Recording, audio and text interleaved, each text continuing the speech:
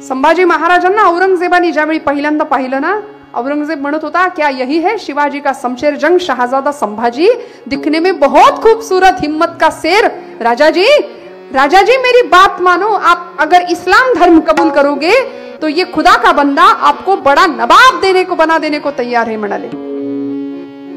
ऐकलं असतं त्यावेळेला, तात्पुरता धर्म स्वीकारला असता तर काही कुणी म्हटलं असतं का? युवराज होते राज्याचे, पण नाही हो, नाही।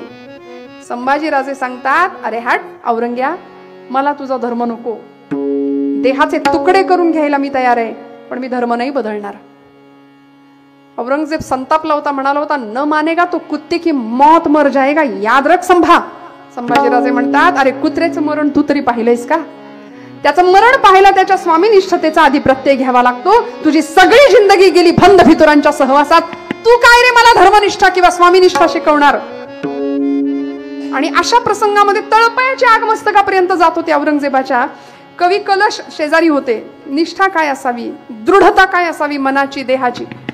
कवी कलशांनी सांगावं संभाजीराजांना, राजाजी कविता सुनाऊं क्या? संभाजीराजे म्हणाले, कवि कलश, रायगढ़ के दरबार में आपकी कविता हमने सुनी है, आप औरंगजेब के सामने आपकी कविता हमें सुनाइए, जरूर पेश कीजिए। आणि कवि कलश सांगतात, राजाजी आपका तेज इतना चमक रहा है कि आपके तेज के सामने तू तप तेज निहार के तखत त्यजो औरंग। राजा तुझ्या तेजानी औरंगजेबाला कळेना बसावं की उठावं, ते फिरतंय इकडून तिकडून, घाबरून गेलाय तुला बघून। 20 माणसांनी लोखंडाचा साखळदंड लावला होता संभाजीराजांच्या देहाला, तरी इकडे 20 आणि इकडे 20, 40 माणसांना आवरत नव्हता माझा राजा। सूर्यगोलासारखा लालबुंद दिसत होता का? साहोनिया टाकी घाय पाषाण देवची झाला पाय। महाराज म्हणतात, हे देवत्व फुकाफुकी नाही प्राप्त झालं। आज एवढ्या वर्षानंतर, 400 शेकडो वर्षानंतर आम्ही त्यांना आठवतो। शिवाजी संभाजी म्हटलं तरी रक्त सळसळतं इथल्या तरुणाचं। ज्ञानोबा तुकोबा म्हटलं तरी तरी भक्ती भावनेनं उद्रेक भरून येतो पूर आनंदाचा हृदयामध्ये। का हो? कारण हे देवत्व फुकाफुकी नाही प्राप्त झालं। महाराज म्हणतात, तयारीती दृढ मन करी साधाया कारण मोक्ष प्राप्तीचं, आपल्या ध्येय प्राप्तीचं साधन जर साध्य करायचं असेल, ते ध्येय जर गाठायचं असेल ना, तर आजच्या हिंदुस्थानातल्या प्रत्येक तरुणांनी, प्रत्येक धर्मनिष्ठानी, प्रत्येक देवनिष्ठानी, आता देवनिष्ठा कसली हो, आम्ही देव आहे की नाही इथनं आमची सुरुवात आहे। खरं सांगा, आम्ही उपास सुद्धा करतो, तो उपास कसा असतो आमचा? कसा असतो? उपास म्हटलं की आमच्या महिला वर्गाची आदल्या रात्री साबुदाणा भिजत घाला, ते शेंगदाण्याचं कूट तयार करून ठेवा, दुसऱ्या दिवशी ही एवढी मोठी खिचडी, वरीचा भात, त्याला शेंगदाण्याची आमटी मस्त फोडणी देऊन, बरं ती आमटी वरीच्या भाताला किती होता, सगळी खपते, किती वाट्या पोटात चाललंय याचं काही गणितच राहत नाही। आणि एक दिवस म्हणजे त्या दिवशी इतर दिवशींपेक्षा जास्त आम्ही खातो, म्हणून तर आपल्याकडे म्हण पडली, एकादशी दुप्पट खाशी। आणि एवढं सगळं गिळून जणू काही गिळलंच नाही असा चेहरा असतो दिवसभर। उपास आहे, उपास आहे, उपास आहे। कसला अध्यात्म आम्ही करतो, कशी भक्ती करतो? उपवास या शब्दाचा अर्थ उप आणि वास, भगवंताच्या जवळ। उप म्हणजे जवळ, वास म्हणजे वस्ती करणं, जवळ वस्ती करावी। या प्रयत्नांनी मग अध्यात्म सुद्धा आणि आमचा देशधर्माच्या प्रतीची निष्ठा सुद्धा, दृढता सुद्धा अशी दृढ असली पाहिजे, असं मन त्या ठिकाणी बांधलेलं असलं पाहिजे ना। तयारीती दृढ मन करी साधाया कारण। नामदेव महाराजांना पांडुरंग परमात्म्याची प्राप्ती झाली, भगवंतांनी त्या क्षणाला जेवण करावं। इकडे धर्मनिष्ठ असलेल्या संभाजीराजांनी धर्मासाठी देहाचा त्याग करायला सिद्ध झाले। अनेक संतांची उदाहरण आपल्याला या बाबतीत देता येतात। तुकोबराय म्हणतात, मन पक्क ठेवूया, मन चंगा तो कटौती में गंगा असं म्हटलंय। मनाची शुद्धता, मनाची दृढता आणि या मनाची प्रसन्नता जर राहील तर वेगळी समाधी करायची गरज नाही, वेगळी समाधी लावायची गरज नाही। मनाची टिकणारी अखंड प्रसन्नता म्हणजे समाधी आहे। मन करारे प्रसन्न सर्व सिद्धीचे कारण, सर्व सिद्धी प्राप्त होतील, पण आमचं मन शुद्ध पाहिजे। बऱ्याचदा काय होतं, ते मन गढूळ असतं, मन अस्वच्छ असतं, त्यामुळे इतरांची वेदना आम्हाला बघवते, दुसऱ्याचं दुःख आम्हाला आवडतं, शेजाऱ्यांचं टोळ होऊ दे पण आमचं कल्याण होऊ दे, ही भावना। संतांकडून ही मनाची व्यापकता घ्यायची। माऊलींनी हे विश्वाची माझे घर हा सर्व व्यापक भाव मांडला। कुठं एकरभर जमीन खरेदी केली का हो ज्ञानोबांनी? म्हणजे आपण करू नका असं माझं म्हणणं नाही, पण ज्ञानोबांनी असं काही जमवून ठेवलं, 4-2 गुंठे जागा घेतली, एकरभर जमीन घेतली, नाही, माऊलीनं विचारलं काय तुम्ही असं काही केलं का? ज्ञानोबा म्हणतात नाही, हे विश्वची माझे घर, ऐसी मती जयाची स्थिर, किंबहुना चराचर आपणची जाहला. हे विश्वची माझे घर, सगळं विश्व म्हणून आज ज्ञानोबांनी कुठं जमीन नसली घेतली तरी सुद्धा आज तुमच्या माझ्या प्रत्येक घरात माऊली आहेत. प्रत्येकाच्या घरात माऊलींचा फोटो आहे, त्याशिवाय घर नाही आमचं पूर्णत्वाला जात. प्रत्येकाच्या घरात ज्ञानोबांची ज्ञानेश्वरी आहे, फक्त ती गुंडाळून ठेवून दिली. हा विषय भाग वेगळा आहे. रोज हळदी कुंकू वाहतो, काढून वाचत नाही. पण मनाची दृढता जर असेल ना तर अध्यात्म सुद्धा आणि व्यवहार सुद्धा तितकाच उन्नत दिशेला आमचा जाऊ शकतो. देवत्वाच्या दिशेने आमचा प्रवास होऊ शकतो. तुकोबराय या प्रवासासाठी आम्हाला अजून समजावं याकरता उदाहरण देतात अभंगाच्या 3ऱ्या चरणात.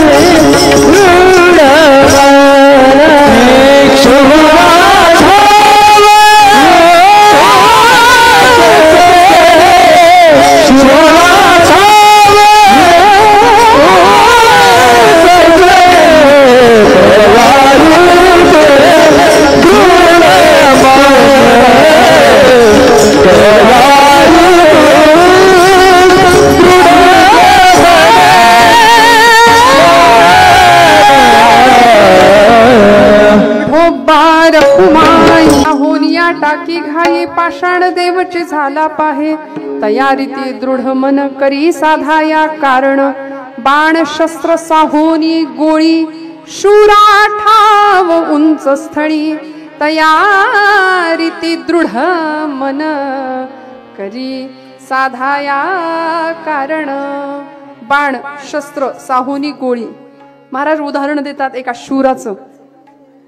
आणि आपला मी म्हटलं तसं सातारा जिल्हा आहे. सातारा जिल्हा शूरांचा जिल्हा आहे, वीराचा जिल्हा आहे.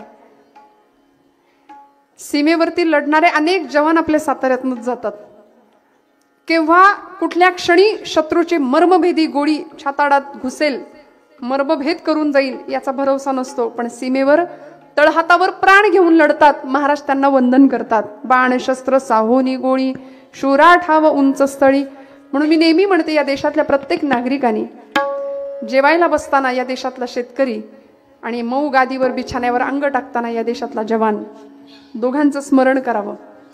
तेव्हा घास घशाखाली घालावा. कारण आम्ही यांचं देणं लागतो. आम्ही यांच्याविषयी कृतज्ञ असणं फार गरजेचं आहे. रणी निघता शूर न फिरे माघारी, रणी निघता शूर न फिरे माघारी, रणी निघता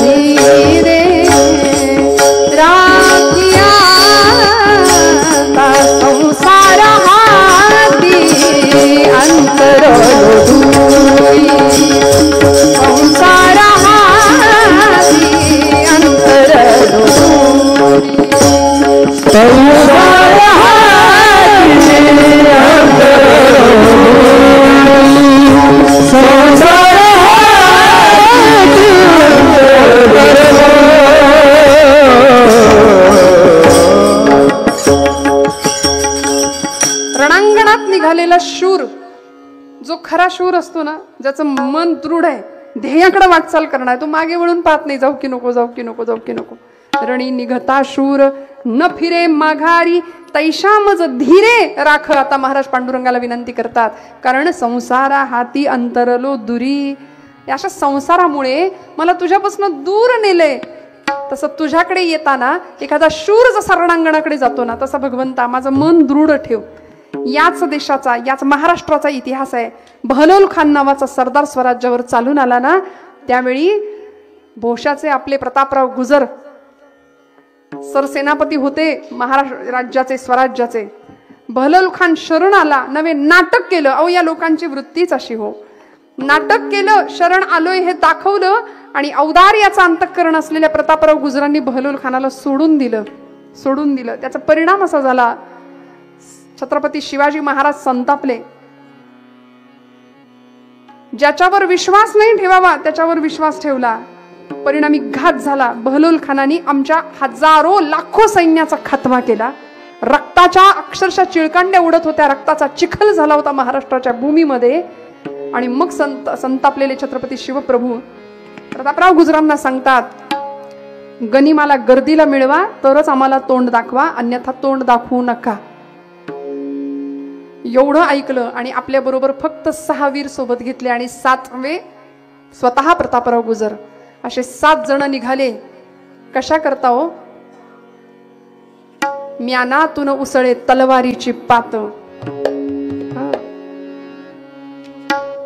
म्यानातून उसळे तलवारीची पात, म्यानातून उसळे तलवारीची पात. मराठे वीर दौडले सात. पेटीला आवाज नाही दादा दिला तुम्ही. दगडावर दिसतील अजूनी जेथल्या टाचा, ओढ्यात तरंगे अजूनी रंग रक्ताचा. काय परिस्थिती होती हो. 7ही वीर शत्रूवर चालून गेले आणि हजारो सैन्यासमोर 7 वीरांचं काही चाललं नाही. शेवटी रक्ताच्या थारोळ्यामध्ये पडावं लागलं. संपले देशासाठी, देवासाठी, धर्मासाठी. पण परिणाम असा झाला की आजही आम्ही तो इतिहास आठवतो. आजही आम्ही छत्रपतींच्या स्वराज्यातल्या या मावळ्यांना आठवतो. बाणशस्त्र साहोनी गोळी, शूरा ठाव उंच स्थळी. हे देवत्व असं फुकाफुकी मिळत नाही. आजच्या प्रत्येक तरुणानं आम्हाला स्वतःच्या लक्षात घ्यावं लागेल. व्यसनाधीनता, फॅशन या सगळ्या बाजूंपासून लांब राहूया. आमच्या मुलींच्या बाबतीत आज लव जिहादचा खूप मोठा गंभीर प्रश्न समाजामध्ये आवासून उभा आहे. आम्हाला वाटतं आमच्या इथं संकट नाही आलं, पण सातारा जिल्ह्यात सुद्धा हे संकट आहे. सगळीकडे संकट आहे. आमच्या उंबऱ्यापर्यंत संकट आलंय. आम्हाला सावध राहावं लागेल. धर्माचं शिक्षण घराघरातनं आपल्या लेकरांना देऊया. घराघरातनं त्यांना सगळे एकत्र बसून देवाची उपासना करायला शिकवूया. धर्मभावना घराघरात लेकरांच्या अंतःकरणामध्ये जागृत करण्याचं काम पालक या नात्याने आपण करूया. आई वडिलांनी येत वडील जे जे करीती तया नाम धर्म ठेमीती माऊली म्हणते ना. त्यामुळे मोठ्या माणसांवर खूप मोठी जबाबदारी आहे. आपण जर आता नाही सावध झालो ना तर पुढचा काळ फार भयानक आहे. 2047 साल त्यांचा अजेंडा आहे. सगळं हिरवं करून टाकायचं. आम्ही कुठल्या पक्षाचे नाही बरं, आम्ही आधीच सांगते, आम्ही कुठल्याही पक्षाचे नाही. धर्म जिथे आहे तिथे आपण असावं. कारण धर्मो धारयते प्रजा. धर्म प्रजेची धारणा करतो. धर्म आमचं रक्षण करतो आणि धर्माचं रक्षण करण्याची जबाबदारी आपली आहे. आता जर आम्ही धर्मरक्षण नाही ना केलं तर इथून पुढचा काळ इतका भयानक आहे, आम्हाला हिंदूंना पाय ठेवायला जमीनच उरणार नाही. खूप मोठा ज्वलंत प्रश्न आजूबाजूला आता सुरू आहे. पाय ठेवायला जागा नाही उरणार. आमच्या पिढ्या सुटल्या आता, पण इथून पुढच्या पिढ्यांचं फार भयानक आहे. झोपेत कधी गळ्यावरनं तलवारी फिरतील आणि रक्ताचे पाट वाहतील याची कल्पना सुद्धा आपल्याला येणार नाही. सावध होऊया. आतापासून धर्मभावना हृदयातली, पोरांच्या लेकरांच्या हृदयातली जागी ठेवूया. कॉन्व्हेंटमध्ये घाला, मी कुठेही शाळेत घाला, माझं काही म्हणणं नाही, पण आपला संस्कार मूळ पोरांचा हरवू नाही दिला पाहिजे. आपलं मूळ जे आहे ना, मूळ संस्कार, आपली वैदिक हिंदू धर्म संस्कृती आहे, त्या संस्कृतीचा आदर करायला लेकरांना शिकवलंच पाहिजे. आणि हात जोडून सांगते, जिथे जिथे शक्य आहे चांगलं ऐकण्याची संधी मिळेल तिथं आपल्या लेकरांना घेऊन जा. कीर्तनाला लेकरांना आणत जा. काळाची फार मोठी गरज आहे. कारण मी नेहमी म्हणते, इथं येऊन कार्टी झोपली तरी चालतील, झोपेत जे ऐकतील ते चांगलं असेल आणि घरी जागेपणी टीव्हीवर जे बघतील ते वाईट असेल. त्यामुळे इथे झोपली तरी चालतील, पण कीर्तनाला इथे लेकरांना तरुण मंडळींनी इथे मोठ्या संख्येने आलं पाहिजे. खूप अतिशय सुंदर असलेला हा उत्सव आहे आणि आपण भाग्यवान आहोत की या उत्सवाला 1-2 नाही 53 वर्षाची परंपरा आहे. 50 वर्षाच्या पुढे एक उत्सव एवढा मोठी वाटचाल करतो आणि आपण सगळ्या एवढ्या उत्साहाने, हे भाग्य आहे आपल्या सगळ्यांचं. याच आशयाने तुकोबाराय आम्हाला एक शेवटचं उदाहरण देत आहे एका सती जाणाऱ्या एका स्त्रीचं, पतिव्रतेचं, की ती सती सुद्धा पूर्वीच्या काळी सतीची प्रथा होती. अग्नीच्या दिशेने जशी वाटचाल करते ना, दृढता आहे मनाची. महाराजांचं शेवटच्या चरणातलं उदाहरण आहे. तुका भिने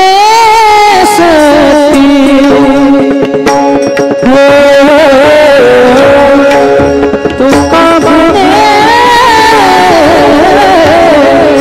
सती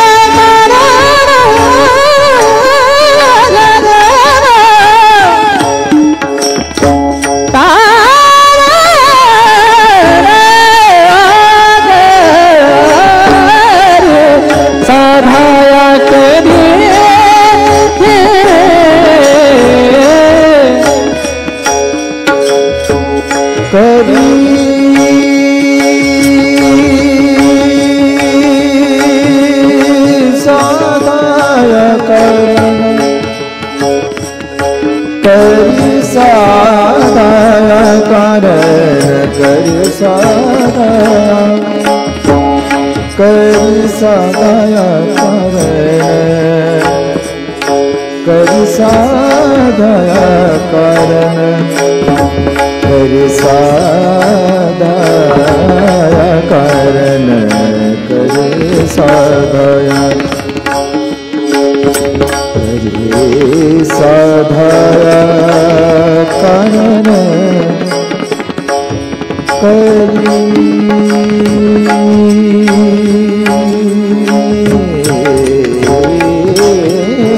साधाया करी साधाया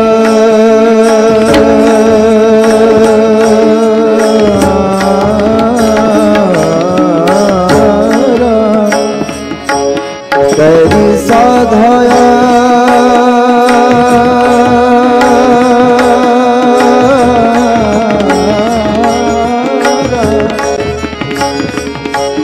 करी साधाया कारण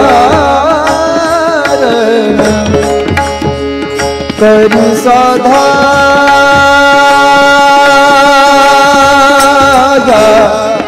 साधाया कारण करी साधा साधा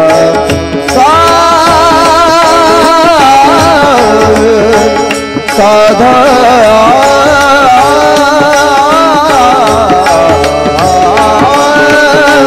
साधाया कारण करी साधाया कारण करी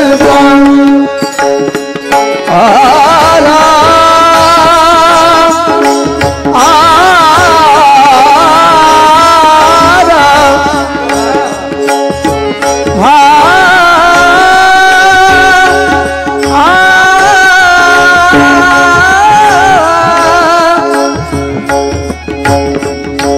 करी साधाया करी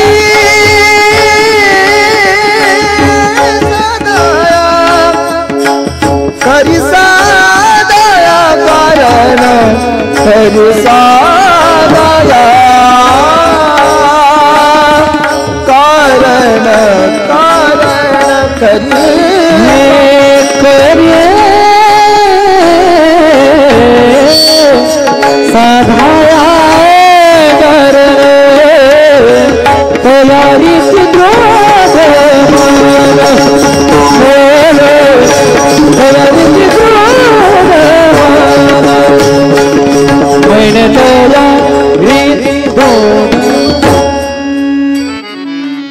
तुका म्हणे सती अग्नन देखे जारी हमन करी साधाया कारण. बराच वेळ झालाय मला माहिती आहे, संयोजकांनी सूट दिली म्हणून थोडंसं घड्याळ आपलं पुढे गेलं, पण आपण सगळे एवढा वेळ बसला आहात.